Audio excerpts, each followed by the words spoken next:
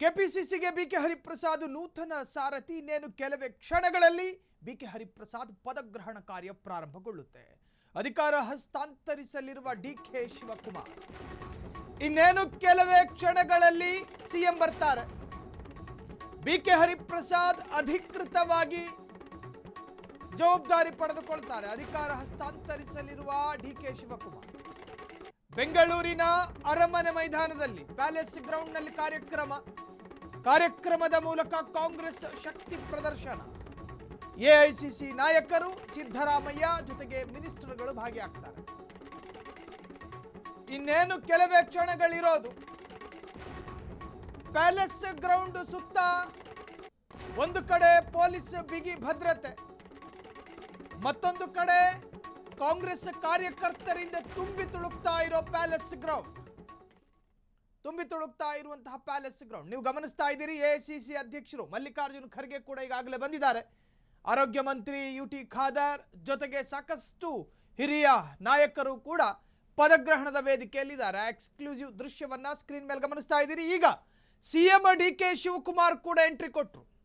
CM DK Shivakumar ಅವರು ಕೂಡ ಈಗಾಗಲೇ ಕಾರ್ಯಕ್ರಮಕ್ಕೆ ಬಂದಿದ್ದಾರೆ.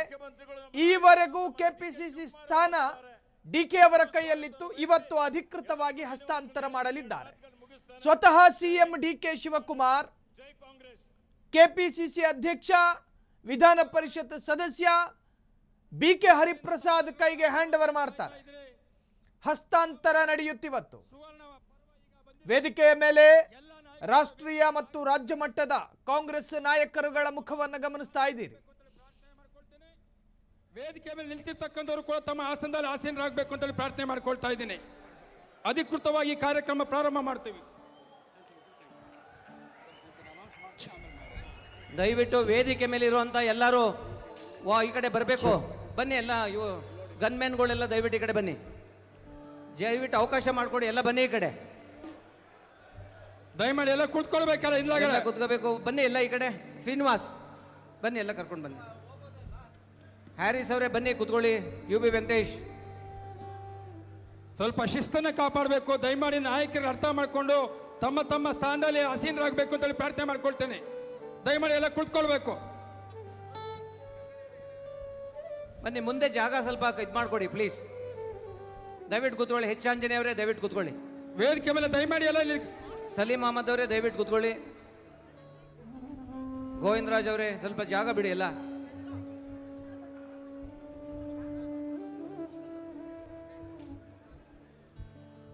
ಸ್ಟೇಜ್ ಮೇಲಿರೋ ಮನ್ಸೂರ್ ಬನ್ನಿ. ಆಯ್ತಲ್ಲ, ನೀವೇ ಖಾಲಿ ಮಾಡಿಸಿ. ಅಲ್ಲಿ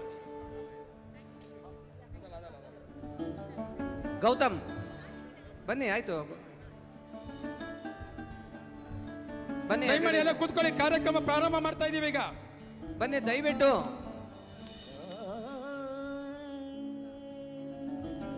ಗನ್ಮ್ಯಾನ್ಗಳು, PAಗಳು ಯಾರು ಹಿಂದೆ ನಿಲ್ತೀರಾ ದಯಮಾಡಿ ಸ್ವಲ್ಪ ವೇದಿಕೆ ಖಾಲಿ ಮಾಡಿ ಹಿಂದೆ ಬರಬೇಕು ಈ ಕಡೆ. ದಯಮಾಡಿ ಗನ್ಮ್ಯಾನ್ಗಳು, PA ಎಲ್ಲ ಕೂತ್ಕೊಳ್ಳಿ. ನಮ್ಮ ಶಾಸಕರೆಲ್ಲ ದಯಮಾಡಿ ಶಾಸಕರ ಕೂತ್ಕೊಳ್ಬೇಕು. ಈಗ ಕಾರ್ಯಕ್ರಮ ಅಧಿಕೃತವಾಗಿ ಪ್ರಾರಂಭ ಮಾಡ್ತಾ ಇದ್ದೀವಿ. ಒಂದೇ ಮಾತರಂ. ದಯಮಾಡಿ ಎಲ್ಲರೂ ಕೂಡ ಎದ್ದಿಳ್ಕೊಳ್ಬೇಕು ಅಂತ ಪ್ರಾರ್ಥನೆ ಮಾಡ್ಕೊಳ್ತಾ ಇದ್ದೀನಿ. ರಾಷ್ಟ್ರಭಕ್ತಿ ಗೀತೆಗಾಗಿ ಎಲ್ಲರೂ ಎದ್ದು ನಿಲ್ಲೋಣ. ಸಾವಧಾನ್.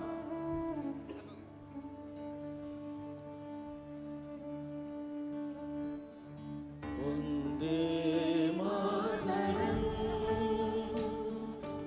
ಒಂದೇ ಮಾತರಂ.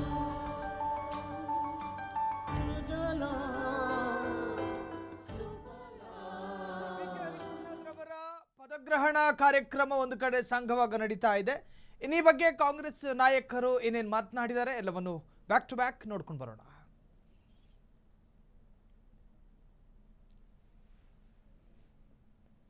ಆಗಿರ್ಬೋದು, ಸೋನಿಯಾ ಗಾಂಧಿಯವರಾಗಿರ್ಬೋದು, ಇವತ್ತು ರಾಹುಲ್ ಗಾಂಧಿಯವರಾಗಿರ್ಬೋದು, ನಮ್ಮ ರಾಷ್ಟ್ರವನ್ನು ಕಟ್ಟಲಿಕ್ಕೆ ಯಾವುದೇ ಆಸೆ ಅಧಿಕಾರಕ್ಕೆ ಇವತ್ತು ಅದು ಹಿಂದೆ ಹೋಗಿದೆ.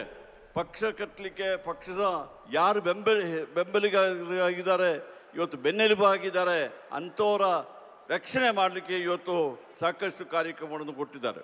ಇವತ್ತು ಶ್ರೀಮತಿ ಇಂದಿರಾ ಗಾಂಧಿಯವರು ಏನು ನಮ್ಮ ರಾಷ್ಟ್ರದಲ್ಲಿ ತಾವು ಪ್ರಧಾನಿ ಆಗಿದ್ದಾಗ ಏನು ಕಾರ್ಯಕ್ರಮ ಕೊಟ್ಟಿದ್ದರು, ಬಹುಶಃ ನಾನಾದರೂ ಒಂದನ್ನು ನಂಬಿದ್ದೀನಿ. ಇವತ್ತು ಇಡೀ ರಾಷ್ಟ್ರದಲ್ಲಿ ಇವತ್ತು ಕಾಂಗ್ರೆಸ್ ಉಳಿಬೇಕಾದ್ರೆ ಬಹುಶಃ ಅವರ ಕಾರ್ಯಕ್ರಮಗಳು ಇನ್ನೂ ಈ ಜೀವಂತವಾಗಿದೆ ಎಂಬ ಮಾತನ್ನು ಹೇಳ್ತಾ ಇದ್ದೀನಿ.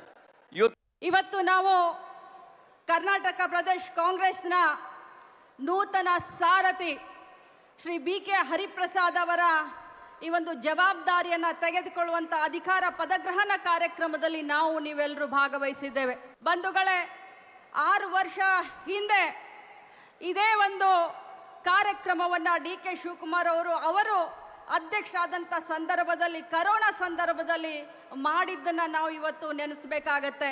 ಇವತ್ತು ನಾವು ಕರ್ನಾಟಕ ಪ್ರದೇಶ ಕಾಂಗ್ರೆಸ್ನ ನೂತನ ಸಾರಥಿ ಶ್ರೀ BK ಹರಿಪ್ರಸಾದ್ ಅವರ ಈ ಒಂದು ಜವಾಬ್ದಾರಿಯನ್ನು ತೆಗೆದುಕೊಳ್ಳುವಂಥ ಅಧಿಕಾರ ಪದಗ್ರಹಣ ಕಾರ್ಯಕ್ರಮದಲ್ಲಿ ನೀವೆಲ್ಲರೂ ಭಾಗವಹಿಸಿದ್ದೇವೆ.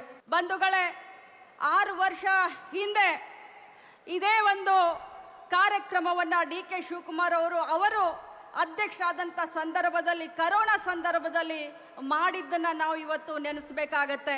ಇವತ್ತು ನಾವು ಕರ್ನಾಟಕ ಪ್ರದೇಶ ಕಾಂಗ್ರೆಸ್ನ ನೂತನ ಸಾರಥಿ ಶ್ರೀ BK ಹರಿಪ್ರಸಾದ್ ಅವರ ಈ ಒಂದು ಜವಾಬ್ದಾರಿಯನ್ನು ತೆಗೆದುಕೊಳ್ಳುವಂಥ ಅಧಿಕಾರ ಪದಗ್ರಹಣ ಕಾರ್ಯಕ್ರಮದಲ್ಲಿ ನೀವೆಲ್ಲರೂ ಭಾಗವಹಿಸಿದ್ದೇವೆ.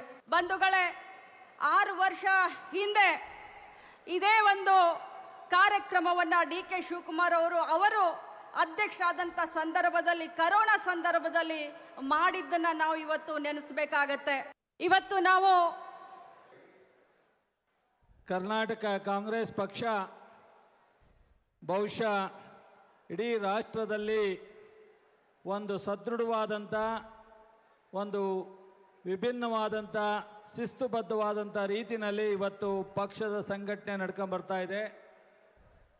ಇವತ್ತು ಸರ್ಕಾರದ ನೇತೃತ್ವವನ್ನು ವಹಿಸಿರ್ತಕ್ಕಂಥ ಮುಖ್ಯಮಂತ್ರಿಗಳಾದಂಥ DK ಶಿವಕುಮಾರ್ ಅವರು, ಮಾಜಿ ಮುಖ್ಯಮಂತ್ರಿಗಳಾದಂಥ ಸಿದ್ದರಾಮಯ್ಯನವರು, ಇವತ್ತು ಪದಗ್ರಹಣ ಮಾಡ್ಕೊಳ್ತಾ ಇರ್ತಕ್ಕಂಥ ಹರಿಪ್ರಸಾದ್ ಅವರು, 3 ಜನ ಬಹುಶಃ ವಿರೋಧ ಪಕ್ಷಗಳಿಗೆ ನಿದ್ದೆ ತಪ್ಪಿದೆ.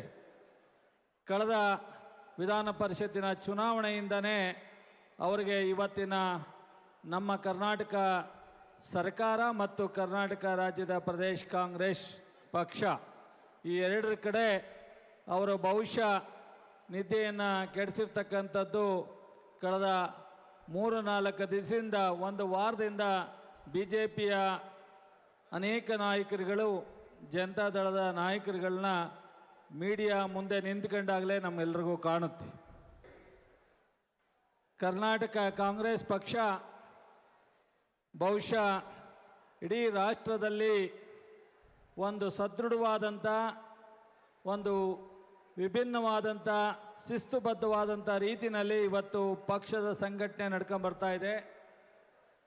ಇವತ್ತು ಸರ್ಕಾರದ ಕಳೆದ ಚುನಾವಣೆಯಲ್ಲಿ ನಮ್ಮ ನಾಯಕರಾದಂಥ ಶ್ರೀ ಸಿದ್ದರಾಮಯ್ಯ ಅವರ ಜೊತೆಗೂಡಿ ಇವತ್ತು ಕಾಂಗ್ರೆಸ್ ಪಕ್ಷವನ್ನು ಸಂಘಟನೆ ಮಾಡಿ ಇವತ್ತು ಕಾಂಗ್ರೆಸ್ ಪಕ್ಷ ಇವತ್ತು ಸಹ ರಾಜ್ಯದಲ್ಲಿ ಅಧಿಕಾರ ಬರಲಿಕ್ಕೆ ಕಾರಣ ಆಯಿತು.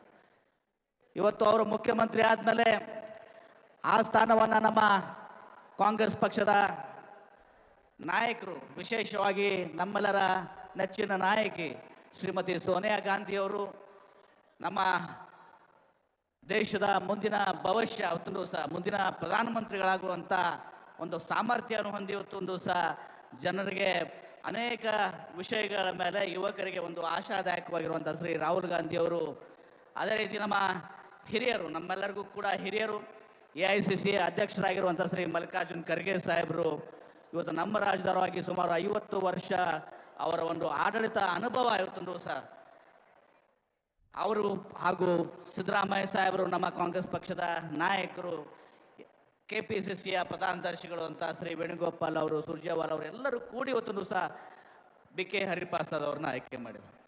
BK ಹರಿಪ್ರಸಾದ್ ಅವರ ಒಂದು ರಾಜಕೀಯ ಜೀವನದ ಹಾದಿಯನ್ನು ನೋಡಿದಾಗ ಅವರು NSY, ಯುವ ಕಾಂಗ್ರೆಸ್, ಸೇವಾದಳ ಎಲ್ಲದರಲ್ಲಿ ಇವತ್ತು ಸಹ ಅವರು ಸಂಘಟನೆ ಮಾಡ್ಕೊಂಡು ಬಂದು ಬಹುಶಃ ಇವತ್ತು ಕಾಂಗ್ರೆಸ್ ಪಕ್ಷದ ಆದರ್ಶ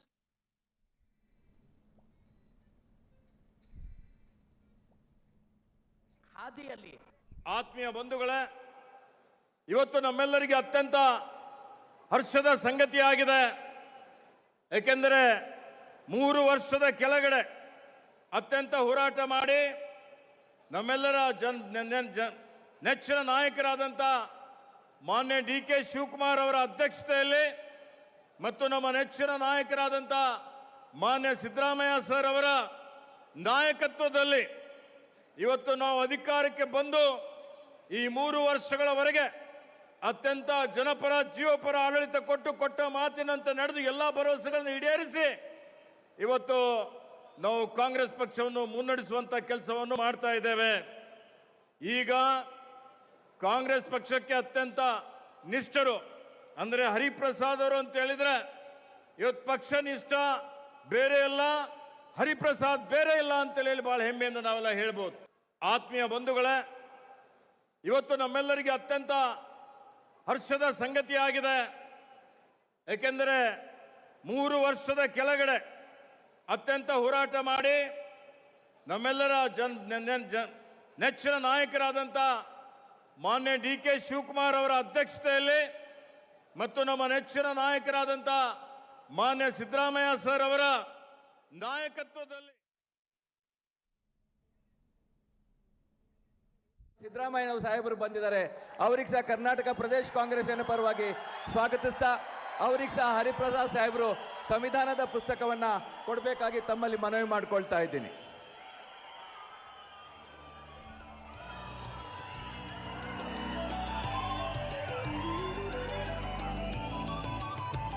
ಕೇಂದ್ರದ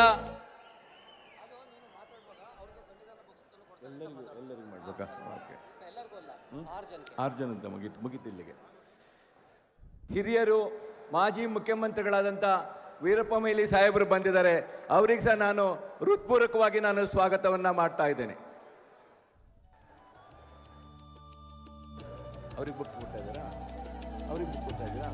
ಅವ್ರಿಗೆ ಸಹ ಸಂವಿಧಾನದ ಪುಸ್ತಕವನ್ನು ಕೊಡಬೇಕಾಗಿ ನಾನು ಮನವಿಯನ್ನು ಮಾಡ್ಕೊಳ್ತಾ ಇದ್ದೀನಿ.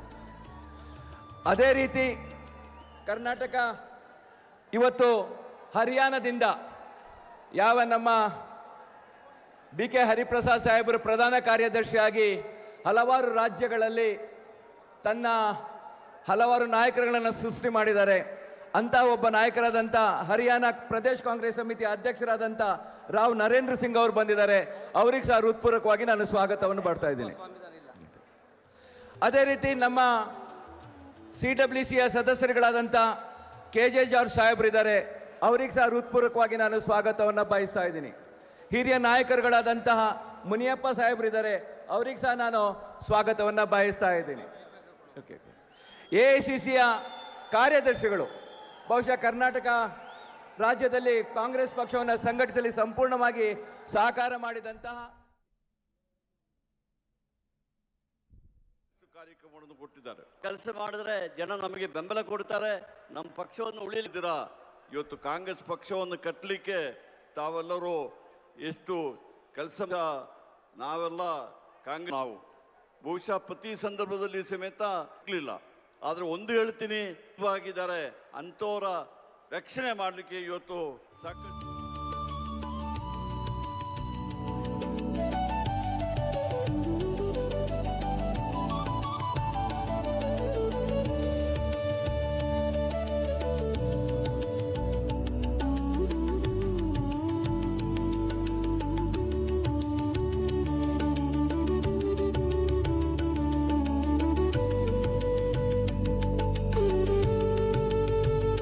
ದಯಮಾಡಿ ಎಲ್ಲರೂ ಕೂಡ ತಮ್ಮ ತಮ್ಮ ಆಸನದಲ್ಲಿ ಆಸೀನರಾಗಬೇಕು ಅಂತೇಳಿ ಪ್ರಾರ್ಥನೆ. ಈಗ ಉದ್ಘಾಟನೆಯನ್ನು ಮಾಡಿದಂತ ಅಖಿಲ ಭಾರತ ಕಾಂಗ್ರೆಸ್ ಸಮಿತಿ ಗೌರವಾನ್ವಿತ ಸಮೇತ ಇರಲಿಲ್ಲ. ಆದರೆ ಒಂದು ಹೇಳ್ತೀನಿ, ಆಗಿದ್ದಾರೆ ಅಂಥವರ ರಕ್ಷಣೆ ಮಾಡಲಿಕ್ಕೆ ಇವತ್ತು ಸಾಕಷ್ಟು ಕಾರ್ಯಕ್ರಮಗಳನ್ನು ಕೊಟ್ಟಿದ್ದಾರೆ. ಎಲ್ಲ ಮಂತ್ರಿಮಂಡಲದ ಸದಸ್ಯರೇ ಹಾಗೂ ಮಾಜಿ ಮಂತ್ರಿಗಳೇ, ಪಾರ್ಲಿಮೆಂಟ್ ಸದಸ್ಯರೇ, ಪ್ರಮುಖ ನಾಯಕರೇ, ಮಾಜಿ ಕಾಂಗ್ರೆಸ್ ಪಾರ್ಟಿಯ ಅಧ್ಯಕ್ಷರೇ, ಶಾಸಕ ಮಿತ್ರರೇ, ಹಾಗೂ ಇಲ್ಲಿ ನೆರೆದಂಥ ನಮ್ಮ ಬ್ಲಾಕ್ ಕಾಂಗ್ರೆಸ್ ಕಮಿಟಿ, ಜಿಲ್ಲಾ ಕಾಂಗ್ರೆಸ್ ಕಮಿಟಿ, KPCCಯ ಎಲ್ಲ ನಮ್ಮ ಪದಾಧಿಕಾರಿ ಮಿತ್ರರೇ, ಕಾಂಗ್ರೆಸ್ಸಿನ ಎಲ್ಲ ಪ್ರಮುಖ ಕಾರ್ಯಕರ್ತ ಮಿತ್ರರೇ, ಮಾಧ್ಯಮದ ಬಂಧುಗಳೇ, ಪತ್ರಕರ್ತ ಮಿತ್ರರೇ ಹಾಗೂ ನನ್ನ ಯುವ ಮಿತ್ರರೇ, ಇವತ್ತು ವಿಶೇಷವಾಗಿ ಇದು ಕಾಂಗ್ರೆಸ್ಗೆ ಮಹತ್ವದ ದಿನ. ಕಾರಣ 6.5 ವರ್ಷ ಸತತವಾಗಿ ಕಾಂಗ್ರೆಸ್ ಪಕ್ಷದ ಅಧ್ಯಕ್ಷರಾಗಿ ಚುಕ್ಕಾಣಿಯನ್ನು ಹಿಡಿದಂಥ ನಮ್ಮ ಶಿವಕುಮಾರ್ ಅವರು ಮುಖ್ಯಮಂತ್ರಿಗಳ ಆದಮೇಲೆ ಅದನ್ನು ಆ ಅಧಿಕಾರವನ್ನು ಅಧ್ಯಕ್ಷಗಿರಿ ಅಧಿಕಾರವನ್ನು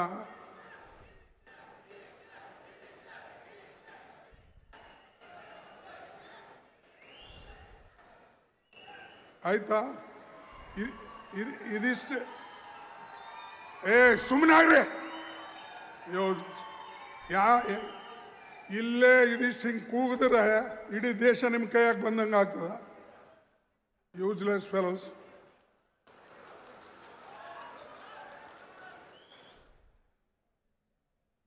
ಯಾವಾಗಲೂ ಇದು ಕಾಂಗ್ರೆಸ್ ಪಕ್ಷದ ಇದು ಮೀಟಿಂಗ್. ಇದರಲ್ಲಿ ಯಾವ ಒಂದು ವ್ಯಕ್ತಿ ಮತ್ತು ಮೀಟಿಂಗ್ ಅಲ್ಲ. ಎಲ್ಲರೂ ಸೇರಿ ಪಕ್ಷಕ್ಕೆ ಒಂದುಗೂಡಿಸ್ತಕ್ಕಂಥ ಫಂಕ್ಷನ್ಸ್ ಇದು. ಯಾರೇ ಒಬ್ಬರು ಒಂದು ಹೇಳೋದು, ಇನ್ನೊಬ್ಬರು ಒಂದು ಕೂಗೋದು, ಬಾಕಿ ಅವ್ರು ಅದಕ್ಕೆ ಬಂದಾರ? ಕಸ ಗೂಡ್ಸಕ್ಕೆ ಬಂದಾರ?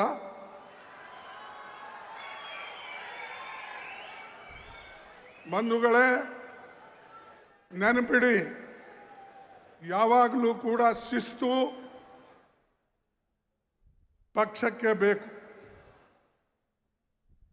ಇಲ್ಲಿ ವ್ಯಕ್ತಿ ಪೂಜೆ ನಡೆಯೋದಿಲ್ಲ. ಯಾರೆಷ್ಟೇ ದೊಡ್ಡವರು ಇರಲಿ. ನಾನು ನೋಡಿದ್ದೀನಿ, ನನ್ನ 58 ವರ್ಷದ ರಾಜಕೀಯದಲ್ಲಿ ಏರುಪೇರುಗಳು ನೋಡಿದ್ದೇನೆ.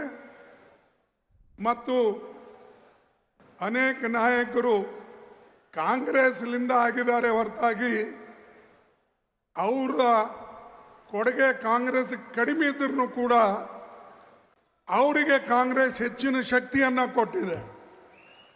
ಅದಕ್ಕಾಗಿ ಸ್ವಲ್ಪ ಶಾಂತವಾಗಿ ನೀವು ಕೇಳಿ. ಯಾಕಂದರೆ ಇದು ನಮ್ಮ ಮೀಟಿಂಗು. ನಾವೆಲ್ಲರೂ ಕೂಡಿ ಪಕ್ಷವನ್ನು ಕಟ್ಟತಕ್ಕಂಥ ಮೀಟಿಂಗು.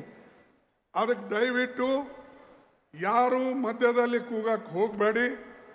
ಯಾರೇ ನೀವು ಕೂಗಿದ್ರೂ ಕೂಡ ಆ ಫುಟೇಜ್ ಇರ್ತದೆ, ನಾನು ಡಿಸಿಪ್ಲಿನರಿ ಆ್ಯಕ್ಷನ್ ತಗೊಳ್ತೀನಿ. ಬಂಧುಗಳೇ, ಇವತ್ತು ಇದು ಬಹಳ ಅತ್ಯಂತ ಮಹತ್ವದ ಸಭೆ. ಇದಕ್ಕೆ ಶಿವಕುಮಾರ್ ಅವರು ಸಾಕಷ್ಟು ಸೇವೆಯನ್ನು ಸಲ್ಲಿಸಿ ಪಕ್ಷ ಕಟ್ಟಿ, ವಿಶೇಷವಾಗಿ ಬೀದರಿಂದ ಮೈಸೂರುವರೆಗೆ, ಬೆಳಗಾವಿಯಿಂದ ಕೋಲಾರವರೆಗೆ ಅಡ್ಡಾಡಿ ಎಲ್ಲರನ್ನ ಒಗ್ಗೂಡಿಸಿ ತೆಗೆದುಕೊಂಡು ಹೋಗಿ ಪಕ್ಷಕ್ಕೆ ಒಂದು ಶಕ್ತಿ ತುಂಬತಕ್ಕಂಥ ಕೆಲಸ ಅವರು ಮಾಡಿದ್ರು. ಅದೇ ರೀತಿಯಾಗಿ ಸರ್ಕಾರದಲ್ಲಿ ಸಿದ್ದರಾಮಯ್ಯನವರು ತನ್ನ ಎಲ್ಲ ಕಾರ್ಯಕ್ರಮಗಳು ಕಾಂಗ್ರೆಸ್ದವರು ನಾವೇನು ಹೇಳಿದ್ದೇವೆ, ಏನು ಗ್ಯಾರಂಟಿ ಕೊಟ್ಟಿದ್ದೇವೆ, ಆ ಗ್ಯಾರಂಟಿಗಳು ಸಮರ್ಪಕವಾಗಿ ಇಬ್ಬರೂ ಸೇರಿ ನೆರವೇರಿಸಿದ್ದಕ್ಕಾಗಿ ನಮ್ಮ ಸರ್ಕಾರ ಅಧಿಕಾರಕ್ಕೆ ಪುನಃ ಬಂತು. ಮುಂದೂ ಕೂಡ ಇದೇ ರೀತಿಯಾಗಿ ನಾವು ಮಾಡಿದ್ರೆ ಪುನಃ ನಮ್ಮ ಸರ್ಕಾರ ಬರ್ತದೆ ಅನ್ನತಕ್ಕಂಥ ಮಾತನ್ನು ನಾನು ನಿಮ್ಗೆ ಹೇಳಕ್ಕೆ ಇಚ್ಛೆ ಪಡ್ತಿದ್ದೇನೆ. ಎರಡನೇದಾಗಿ ಇವತ್ತು ನಮ್ಮ ಮುಂದೆ ಅನೇಕ ದೊಡ್ಡ ದೊಡ್ಡ ಪ್ರಶ್ನೆಗಳಿವೆ. ವಿಶೇಷವಾಗಿ ಇವತ್ತು ಬೆಲೆ ಏರಿಕೆ, ಇನ್ಫ್ಲೇಷನ್ ಇಡೀ ದೇಶದಲ್ಲಿ ಬೆಲೆ ಏರ್ತಾನೆ ಇವೆ. ಪ್ರತಿಯೊಂದು ಅವಶ್ಯ ವಸ್ತುಗಳ ಬೆಲೆಗಳು, ಮಕ್ಕಳಿಗೆ ಬೇಕಾದ ಪಠ್ಯಪುಸ್ತಕಗಳು, ಗ್ಯಾಸು, ಡೀಸೆಲು, ಪೆಟ್ರೋಲು ಎಲ್ಲದರ ಬೆಲೆ ಇವತ್ತು ಮೋದಿ ಸರ್ಕಾರ ಏರಿಸ್ತಾನೆ ಇದೆ. ನಾವು ಈ ಬೆಲೆ ಏರಿಕೆ ವಿರುದ್ಧ ಹೋರಾಟವನ್ನು ಮಾಡ್ತಕ್ಕಂಥದ್ದು ಹೊಣೆ ನಮ್ಮ DK ಹರಿಪ್ರಸಾದ್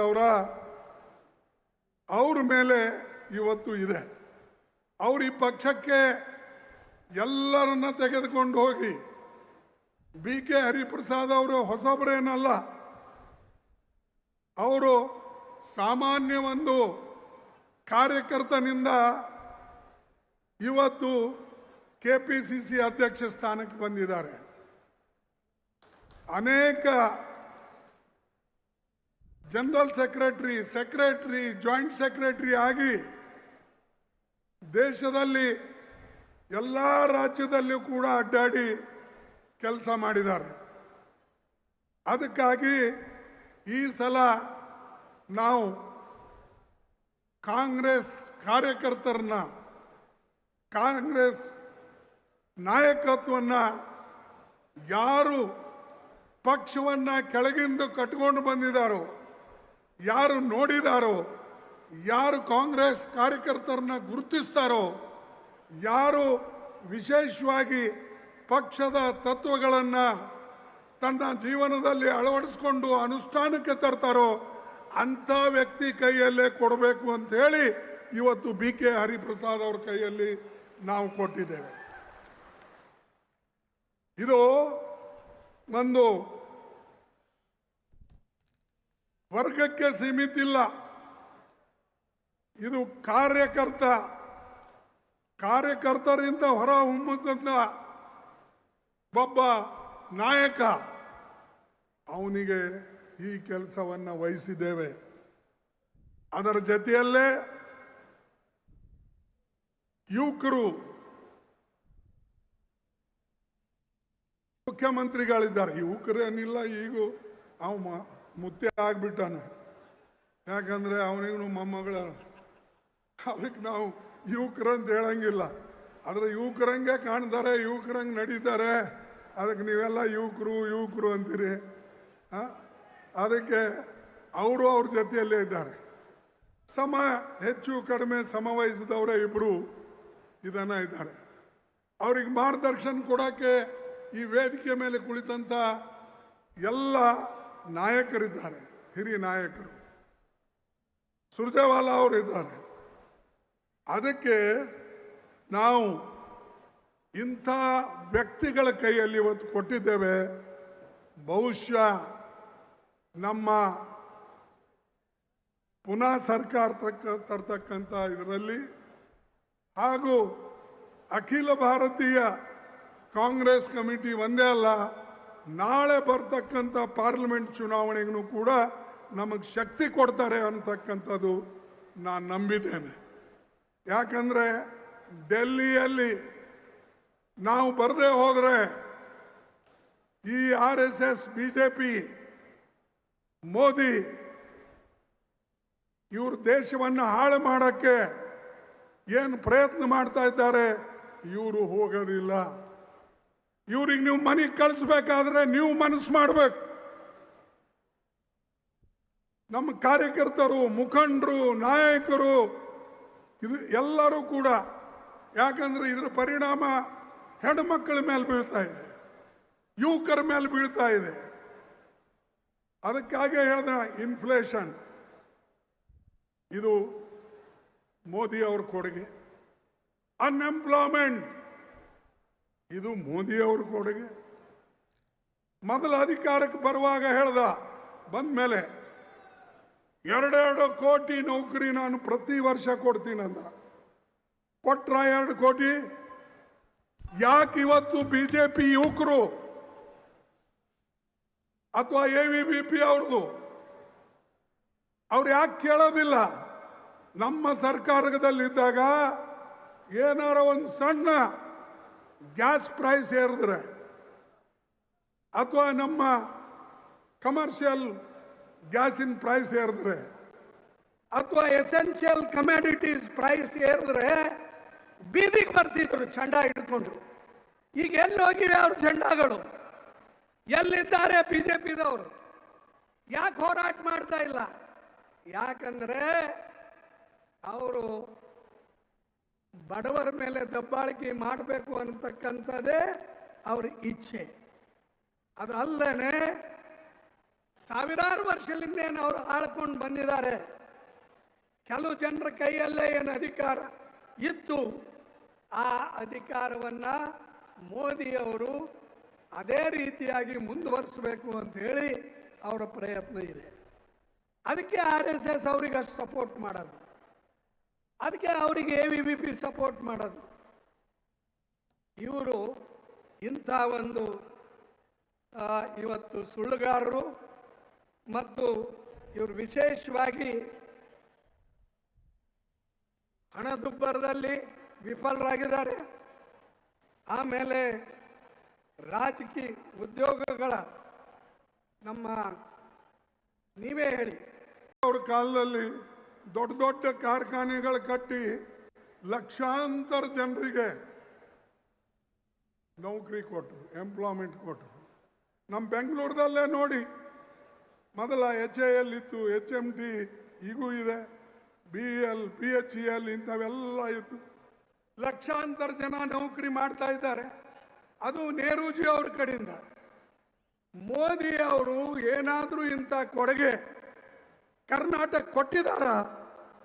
ಕೊಟ್ಟಿದಾರ ಅಂತ ಹೇಳಿ ಕೇಳಿ ಅವರಿಗೆ. ಏನು ಕೊಟ್ಟಿದ್ದಾರೆ ಮೋದಿ ಅವರು ಕರ್ನಾಟಕಕ್ಕೆ?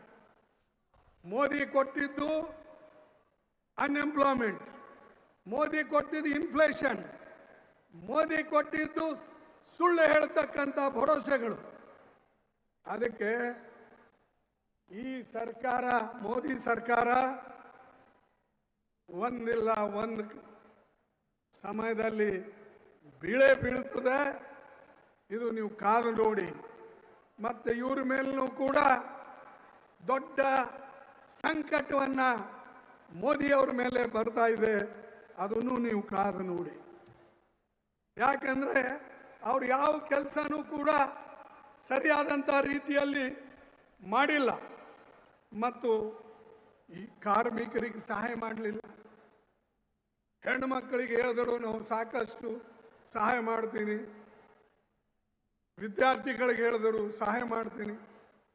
ಇವತ್ತು ಶಿಕ್ಷಣದಲ್ಲಿ ಇಂಥ ತಪ್ಪುಗಳನ್ನು ಅವ್ರು ಮಾಡಿದ್ದಾರೆ. ನಮ್ಮ ಮಕ್ಕಳಿಗೆ ದಿಕ್ಕು ತಪ್ಪತಂಕ ರೀತಿಯಲ್ಲಿ ಸಿಲೆಬಸ್ ಮಾಡ್ತಾ ಇದ್ದಾರೆ. RSS ಹುಡುಗರನ್ನ ತುಂಬುತ್ತಾ ಇದ್ದಾರೆ. ಶಿಕ್ಷಕರು RSS ಬ್ಯಾಕ್ಗ್ರೌಂಡ್ ಇದ್ದವ್ರಿಗೆ ಕೊಡ್ತಾ ಇದ್ದಾರೆ. ವೈಸ್ ಚಾನ್ಸಲರು RSS ಬ್ಯಾಕ್ಗ್ರೌಂಡ್ ಇದ್ದವ್ರಿಗೆ ಕೊಡ್ತಾ ಇದ್ದಾರೆ. ಇಂಥ ಕೆಲಸ ಯಾಕೆ ಮಾಡ್ತಾ ಇದ್ದಾರೆ ಅಂದರೆ ಅದು ಹಿಡಿತ, ರಾಜಕೀಯ ಹಿಡಿತವನ್ನು ಅವರ ಕೈಯಲ್ಲಿ ಇರಬೇಕು ಅನ್ನತಕ್ಕಂಥ ದೃಷ್ಟಿಯಿಂದ ಅವರು ಈ ಕೆಲಸವನ್ನು ಮಾಡ್ತಾ ಇದ್ದಾರೆ. ಮೋದಿಯವರು ದೇಶ ಹಾಳು ಮಾಡಿಬಿಡ್ತಾ ಇದ್ದಾರೆ. ಆ ಟ್ರಂಪ್ ಇಡೀ ಪ್ರಪಂಚ ಹಾಳು ಮಾಡಿಬಿಡ್ತಾ ಇದ್ದಾನೆ. ಇವನ್ ದೇಶ ಹಾಳು ಮಾಡಿದ್ರೆ ಅವ ಪ್ರಪಂಚ. ಮತ್ತು ಅವರಿಬ್ಬರು ಸೇರಿ ಮೈ ಗುಡ್ ಫ್ರೆಂಡ್ ಅಂತ ಹೇಳ್ತಾರೆ. ಅರೆ ಇಬ್ಬರು good friend You are bringing a bad name to country and our people are dying because of both of you. Trump ಇದು ಮಾಡದೆ ಹೋಗಿದ್ರೆ ಎಣ್ಣೆ ಬೆಲೆ ಇಷ್ಟು ಏರ್ತಿರ್ಲಿಲ್ಲ, ಡೀಸೆಲ್ ಪೆಟ್ರೋಲ್ ಬೆಲೆ ಏರ್ತಿರ್ಲಿಲ್ಲ. ಆಯ್ತು, ಮೋದಿ ಅವ್ರನ್ನು ನನ್ನ ಫ್ರೆಂಡ್ ಅನ್ಕೊಂಡು ತನ್ನ ನ್ಯೂಟ್ರಲ್ ಪಾಲಿಸಿ ಅಥವಾ ನಮ್ಮ ಫಾರಿನ್ ಪಾಲಿಸಿ ಏನಿತ್ತು, ನಾವು ನ್ಯೂಟ್ರಲ್ ಇದ್ದೇವೆ. ನೆಹರೂಜಿ ಅವ್ರ ಕಾಲದಲ್ಲಿ ನಮ್ಮ ನ್ಯೂಟ್ರಲ್ ಪಾಲಿಸಿ ನಮಗೆ ಸಹಾಯ ಮಾಡಿದ್ದು, ಎಲ್ಲರೂ ನಮ್ಮ ಜೊತೆಯಲ್ಲಿದ್ದರು. ಆದರೆ ಈ ನಾನ್ ಅಲೈನ್ಮೆಂಟ್ ಪಾಲಿಸಿ ನಮ್ಮ ತೆಗೆದು ಪ್ರತಿ ದೇಶದಲ್ಲಿ ಅಡ್ಡಾಡಿ ಮೋದಿ ನನ್ನ ಫ್ರೆಂಡ, ಇವನು ನನ್ನ ಫ್ರೆಂಡ, ಇನ್ನೊಬ್ಬರು ನನ್ನ ಫ್ರೆಂಡ ಅಂತ ಹೇಳಿಕೊಂಡು ಎಲ್ಲರಿಗೆ ಕೊಳ್ಳಿಗೆ ಬಿದ್ದು ನಮ್ಮ ಕುತ್ತಿಗೆ ಒತ್ಬಿಟ್ರು. ಅದಕ್ಕೆ ಬಂಧುಗಳೇ, ನಾವು ಯಾವಾಗಲೂ ಕೂಡ ನೆನಪಿಡಬೇಕು, ಯಾವ ಸರ್ಕಾರ ಬಂದರೆ ನಮಗೆ ಒಳ್ಳೆಯದಾಗ್ತದೆ ಅದನ್ನು ನಾವು ತಿಳಿಸ್ಬೇಕು ಜನರಿಗೆ. ತಿಳಿಸಿದ ಮೇಲೆ ಜನ ಅದು ಒಪ್ಕೊಳ್ತಾರೆ. ಅದಕ್ಕಾಗಿ ನಿಮ್ಮ ಕೆಲಸ ವಿಶೇಷವಾಗಿ ವಿದ್ಯಾರ್ಥಿಗಳ ಹತ್ರ ಹೋಗಿ, ರೈತರ ಹತ್ರ ಹೋಗಿ, ಹೆಣ್ಣು ಮಕ್ಕಳ ಹತ್ರ ಹೋಗಿ, ಎಲ್ಲಿ ಅನ್ಯಾಯ ಅತ್ಯಾಚಾರ ಆಗ್ತದೆ ಅವ್ರ ಹತ್ರ ಹೋಗಿ, ಯಾರು ಬಡವರಿದ್ದಾರೆ ಅವ್ರ ಕಣ್ಣೀರು ಸೂಟಿ ಅವರಿಗೆ ನೀವೊಂದು ಧೈರ್ಯವನ್ನು ತುಂಬತಕ್ಕಂಥ ಕೆಲಸ ಮಾಡಿ. ಅದು ಇವತ್ತು ಅವಶ್ಯ ಇದೆ. ಇಡೀ ದೇಶದಲ್ಲೇ ಇದರ ಅವಶ್ಯಕತೆ ಇದೆ. ಅದಕ್ಕಾಗಿ ನಾನು ನಿಮ್ಮಲ್ಲಿ ಕೇಳ್ಕೊಳ್ತಕ್ಕಂಥದ್ದು, ನಮ್ಮ ಪಕ್ಷ ಬಲಪಡಿಸಬೇಕು ಮತ್ತು ಮುಂದಿನ ನಮ್ಮ ಭಾರತದ ಭವಿಷ್ಯ ನಿಮ್ಮ ಕೈಯಲ್ಲಿದೆ. ನೀವೆಲ್ಲ ಯಂಗ್ಸ್ಟರ್ಸು, ನೀವು ಒಂದು ತತ್ವದ ಆಧಾರದ ಮೇಲೆ ಪಕ್ಷ ನಿಷ್ಠೆ ಇಟ್ಕೊಂಡು ಕೆಲಸ ಮಾಡಿದರೆ ಖಂಡಿತವಾಗಿ ಮುಂದಿನ ಪೀಳಿಗೆ ಭವಿಷ್ಯ ಒಳ್ಳೆಯದಾಗ್ತದೆ. ನಾವೇ ಪಕ್ಷದ ತತ್ವಗಳು ಬಿಟ್ಟು ಅಥವಾ ನಮ್ಮ ಐಡಿಯಾಲಜಿ ಬಿಟ್ಟು ನಮಗೆ ಹೇಗೆ ಬೇಕು ಹಾಗೆ ನಡ್ಕೊಂಡ್ರೆ ಮುಂದಿನ ಜನರೇಷನ್ ನಿಮಗೆ ಕ್ಷಮಿಸೋದಿಲ್ಲ. ದೇಶದಲ್ಲೂ ಅದೇ ಏನಾಗಿದೆ. ಮೊದಲ ರಥಯಾತ್ರೆ ಮಾಡಿದ್ರು ಯಾರು, ಅದಾನಿಯವರು, ಅಡ್ವಾಣಿಯವರು. ಪಾಪ ಅದು ರಾಮನ ಗುಡಿ ಕಟ್ತೇವೆ ಅಂತ ಹೇಳಿ ಎಲ್ಲ ಆವಾಗ ಇಟ್ಟಿಗೆಗಳು, ಬಂಗಾರಗಳು, ದುಡ್ಡು ಎಲ್ಲನೂ ಅವಾಗೂ ಎಲ್ಲ ಸೇರಿಸಿದ್ರು. ಆದ್ರೆ ಅದ್ರ ಲೆಕ್ಕ ಯಾರೂ ಕೊಡಲಿಲ್ಲ, ಅದು ಎಲ್ಲಿ ಹೋಯ್ತೋ ಗೊತ್ತಿಲ್ಲ. ಈಗ ರಾಮ ಮಂದಿರ ಕಟ್ಟಾದ ಮೇಲೂ ಕೂಡ ಅಲ್ಲಿಂದ ಕಳ್ಳತನ ಆಗ್ತಾ ಇದೆ.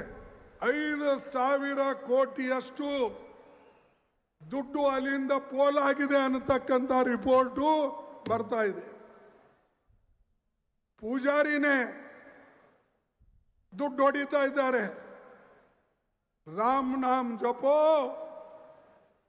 ಪರಾಯ ಮಾಲ್ ಅಪ್ನಾ. ರಾಮನ ಹೆಸರು ತಗೊಳ್ಳೋದು, ರಾಮನ ಹೆಸರಿನ ಮೇಲೆ ಲೂಟಿ ಮಾಡೋದು. ಕೋಟ್ಯಾಂತರ ರೂಪಾಯಿ ಲೂಟಿ ಮಾಡಕ್ ನೀವು ದೇವರ ಗುಡಿ ನಿರ್ಮಾಣ ಮಾಡಿರ. ಅದು ಉದ್ಘಾಟನೆ ಯಾರ ಕೈಲಿಂದ ಆಗಿದೆ? ಮೋದಿ ಅವ್ರ ಕೈಯಿಂದ. ನಾನು ನೋಡಿಲ್ಲಪ್ಪ. ಅನೇಕ ಗುಡಿಗಳು ಕಟ್ತಾರೆ, ಈ ಯಾರೋ ಪವಿತ್ರ ಹಸ್ತದಿಂದ ಕೈಯಿಂದ ಸ್ವಾಮಿಗಳಾಗಲಿ ಅಥವಾ ಯಾರು ಅತ್ಯಂತ ಪ್ರಾಮಾಣಿಕವಾಗಿ ತನ್ನ ಜೀವನದಲ್ಲಿ ನಡ್ಕೊಂಡು ಹೋದಂಥ ಪೂಜ್ಯ ವ್ಯಕ್ತಿಗಳ ಕೈಯಲ್ಲಿ ಗುಡಿಗಳ ಉದ್ಘಾಟನೆ ಆಗ್ತವೆ.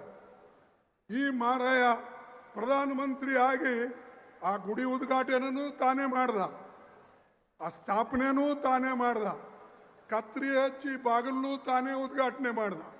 ಈಗ ಬಹುಶಃ ಅಲ್ಲಿನ ಹುಂಡಿಯಲ್ಲಿ ದುಡ್ಡುಗಳು ಹೋಗ್ತಾ ಇವೆ. ಏನು ಇವ್ರ ಶಿಷ್ಯರು ಮಾಡ್ತಾ ಇದ್ದಾರೋ ಮತ್ತಾರು ಮಾಡ್ತಾ ಇದ್ದಾರೋ ಅನ್ನತಕ್ಕಂಥದ್ದು ಅದರ ತನಿಖೆ ಆಗಲೇಬೇಕು. SIT ಕೂಡಿಸ್ಬೇಕು. ಏನು ಅಲ್ಲಿ ಯೋಗಿ ಹೇಳಿದ್ದಾರೆ, ಏನಂತ ಹೇಳಿದ್ದಾರೆ? राम मंदिर कागी 500 साल लगे राम मंदिर के लिए। 15 दिन में मैं उसका हिसाब लूंगा, कौन क्या करे। अरे 15 दिन क्यों लगते भाई तुमको? भगवान तुम्हारे साथ है, मंदिर तुम्हारे साथ है, मोदी तुम्हारे साथ है, तुम वहां के चीफ मिनिस्टर हो, करो, डालो जेल में जो लूटे हैं, जो लूट रहे हैं राम के नाम से। ಇದು ಮಾಡ್ತಾ ಇಲ್ಲ, ಅವ್ರು ಏನು ಮಾಡಿದ್ರು ನಡೆದು ಹೋಗ್ತದೆ. ಕಳತನ ಮಾಡಿದ್ರು ಮಾಫ್, ದುಡ್ಡು ತಿಂದ್ರು ಮಾಫ್. ಆಮೇಲೆ ದೇವ್ರ ಹೆಸರು ಮೇಲೆ ನೀವೆಲ್ಲರೂ ಓಟ್ ಕೊಟ್ರಿ. ನೀವು ಅಂದ್ರೆ ನೀವಲ್ಲ, ಇಡೀ ದೇಶದಾಗೆ ರಾಮ ಮಂದಿರ ಮೇಲೆ ಓಟ್ ಕೊಟ್ರು, ಧರ್ಮದ ಹೆಸರಿನ ಮೇಲೆ ಓಟ್ ಕೊಟ್ಟರು. ಆದರೆ ಇವರು ಧರ್ಮವನ್ನು ಉಳಿಸ್ಕೊಂಡು ಹೋಗ್ತಾ ಇದ್ದಾರಾ? ಧರ್ಮದ ಹೆಸರಿನಲ್ಲಿ ಈ ದೇಶದಲ್ಲಿ ಲೂಟಿ ಆಗ್ತಾ ಇದೆ. ಧರ್ಮದ ಹೆಸರಿನಲ್ಲಿ ಬಡವರನ್ನ ತುಳಿತಾ ಇದ್ದಾರೆ. ಧರ್ಮದ ಹೆಸರಿನಲ್ಲಿ ನಮ್ಮ ವಿದ್ಯಾರ್ಥಿಗಳಿಗೆ ತುಳಿತಾ ಇದ್ದಾರೆ. ಧರ್ಮದ ಹೆಸರಿನಲ್ಲಿ ನಮ್ಮ ಬಡ ಜನರಿಗೆ ಇವತ್ತು ತೊಂದರೆ ಕೊಡ್ತಾ ಇದ್ದಾರೆ. ಇವತ್ತು ಎಕ್ಸಾಮಿನೇಷನ್, ಇವತ್ತು ನೀಟ್ ಎಕ್ಸಾಮಿನೇಷನ್ ಇದೆ. ನೀಟ್ ಎಕ್ಸಾಮಿನೇಷನ್ ಕಂಡಕ್ಟ್ ಮಾಡ್ತಾರೆ. ಯಾಕಪ್ಪ 2ನೇ ಸಲ ಮಾಡೋದಾಯ್ತು? ಅಂದ್ರೆ ನಿಮ್ಮ ಆಡಳಿತ ಸರಿಯಿಲ್ಲ. ಅದಕ್ಕಾಗಿ ರಾಹುಲ್ ಗಾಂಧಿ ಅವರು ಹೇಳಿದ್ರು, ಈ ಎಜುಕೇಶನ್ ಮಿನಿಸ್ಟರ್ ಅವರು ರಾಜೀನಾಮೆ ಕೊಡಬೇಕು. ಅವರ ವಿಫಲತೆಯಿಂದ, ಅವರ ವೈಫಲ್ಯದಿಂದಲೇ ಈ ನೀಟ್ ಎಕ್ಸಾಮಿನೇಷನ್ ಸರಿಯಾಗಿ ನಡೀಲಿಲ್ಲ. ನೀಟ್ ತಂದಿದ್ದಾಕೆ? ಬಡವರ ಮಕ್ಕಳಿಗೆ ಅನುಕೂಲ ಆಗಲಿ, ಎಲ್ಲ ಕಡೆ ಒಂದೇ ಎಕ್ಸಾಮಿನೇಷನ್ ಆಗಲಿ. ಯಾಕಂದರೆ ಪ್ರೈವೇಟ್ ಯೂನಿವರ್ಸಿಟಿಗಳಿವೆ, ಪ್ರೈವೇಟ್ ಕಾಲೇಜ್ಗಳಿವೆ, ಅವರೆಲ್ಲರೂ ತಮ್ಮ ಮನಸ್ಸಿಗೆ ಬಂದಂಗೆ ಎಕ್ಸಾಮ್ ಮಾಡ್ತಾರೆ. ಬೇರೆಯವ್ರಿಗೆ ಸಿಗೋದಿಲ್ಲ. ತಮಗೆ ಯಾರಿಗೆ ಬೇಕು ಅವ್ರಿಗೆ ಪಾಸ್ ಮಾಡ್ತಾರೆ. ಫಸ್ಟ್ ಕ್ಲಾಸ್ ಕೊಡ್ತಾರೆ, ಸೆಕೆಂಡ್ ಕ್ಲಾಸ್ ಕೊಡ್ತಾರೆ. ಆದರೆ ಎಲ್ಲರಿಗೆ ಒಂದೇ ಆಗಬೇಕು ಅಂತಕ್ಕಂಥ ದೃಷ್ಟಿಯಿಂದಲೇ ನಾವು ನೀಟನ್ನು ಆಗಲಿ ಅಂತ ಹೇಳಿ ಸುಮ್ಮನೆ ಬಿಟ್ಟಿವಿ.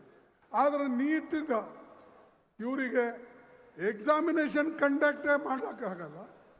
ನೀವು ಜನರಾಗೆ ವಿದ್ಯಾರ್ಥಿಗಳು ಇಷ್ಟೊಂದು ಪ್ರಯತ್ನ ಮಾಡಿ ಕಷ್ಟಪಟ್ಟು ಓದಿ ಯಾರು ಬರ್ತಾರೋ, ಮುಂದೇನಾದರೂ ನಮ್ಮ ಮಕ್ಕಳಿಗೆ ಅನುಕೂಲ ಆಗಲಿ ಅಂತ ತಾಯಿ ತಂದೆ ಓದಿಸ್ತಾರೋ, ಅವರಿಗೆಲ್ಲರಿಗೆ ಮೋಸ ಮಾಡಿದವ್ರು ಯಾರು? ಈ BJPದವರು. ಅವ್ರಿಗೆ ಮೋಸ ಮಾಡಿದವ್ರು ಯಾರು?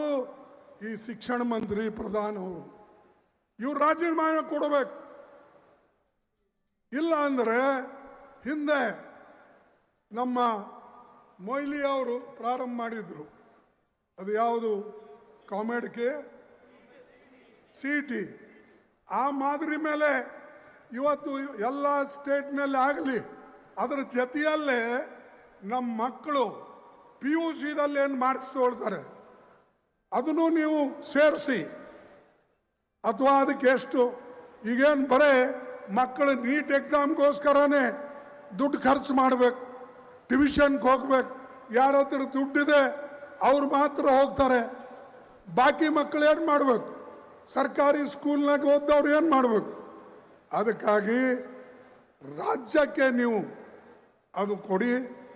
ರಾಜ್ಯ ಮತ್ತು ನೀಟ್ ಇವೆರಡೂ ಸೇರಿ ಮಾರ್ಕ್ಸ್ ಬಂದರೆ ಎಲ್ಲರಿಗೂ ಅನ್ಯಾಯ ಆಗೋದಿಲ್ಲ. ಯಾಕಂದರೆ PUC ಮಾರ್ಕ್ಸ್ ಒಬ್ಬರು ಹೆಚ್ಚಿಗಿರ್ತದೆ, ಪಾಪ ಓದಿ ಓದಿ ಓದಿ ಅವರು ಸುಸ್ತಾಗ್ತಾರೆ. ಆದರೆ ನೀಟ್ನಲ್ಲಿ ಅವ್ರಿಗೆ ಮಾರ್ಕ್ ಕಮ್ಮಿ ಬಿಡ್ತವೆ. ಅವ ನೀಟಿಗೆ ತಿಂಗಳೇ ಓದ್ತಾನೆ, ಒಂದೇ ಮಂತ್ ಓದ್ತಾನೆ, ಅವನಿಗೆಲ್ಲ ರ್ಯಾಂಕ್ಗಳು ಬರ್ತವೆ. ಇವನು ವರ್ಷಾನುಗಂಟ್ಲೆ PUC ಓದಿ +2 ಓದಿ ಇವನಿಗೆ ಆ ಮಾರ್ಕ್ಸೇ ಅದರೊಳಗೆ ಕನ್ಸಿಡರ್ ಮಾಡೋದಿಲ್ಲ. ಅದಕ್ಕಾಗಿ ಇದರಲ್ಲಿ ಅಮುಗ್ರ ಬದಲಾವಣೆ ಆಗಬೇಕು. ಇಡೀ ಭಾರತಕ್ಕೆ ನೀವು ಒಂದೇ ಮಾಡಿ, ಯಾಕಂದ್ರೆ ಎಲ್ಲ ಮಕ್ಕಳಿಗೆ ಅನುಕೂಲ ಆಗಲಿ. ಇಲ್ಲ, ಪ್ರತಿ ರಾಜ್ಯದಲ್ಲಿ ಅವರಿಗೆ ಸ್ವಾತಂತ್ರ್ಯ ಕೊಟ್ಟರೆ ಅದನ್ನು ನೀವು ಸೇರಿಸ್ಕೊಂಡು ಆ ರೀತಿಯಾದರೂ ತಗೊಳ್ಳಿ. ಬಟ್ ಅದರಲ್ಲಿಯೂ ಕೆಲವು ನ್ಯೂನತೆ ಬರ್ತವೆ. ಕೆಲವು ಕಡೆ ನಮ್ಮ ರಾಜ್ಯಗಳು ಭಾಳ ಸುರಕ್ಷಿತವಾಗಿ ಅವರು ಕಂಡಕ್ಟ್ ಮಾಡೋದಿಲ್ಲ ಎಕ್ಸಾಮಿನೇಷನ್ಸ್. ಅದಕ್ಕೆ ನಾ ಇಲ್ಲಿ ಒತ್ತಿ ಹೇಳ್ತಕ್ಕಂಥದ್ದು ಏನಂದರೆ, ಈ ವಿದ್ಯಾರ್ಥಿಗಳಿಗೆ ಏನು ಅನ್ಯಾಯ ಆಗಿದೆ ಅವರು ಪರವಾಗಿ ರಾಹುಲ್ ಗಾಂಧಿ ಅವರು ಇವತ್ತು ನಿಂತಿದ್ದಾರೆ. ನಾವೆಲ್ಲರೂ ನಿಲ್ಲಬೇಕು, ನಾವೆಲ್ಲರೂ ಹೋರಾಟ ಮಾಡಬೇಕು.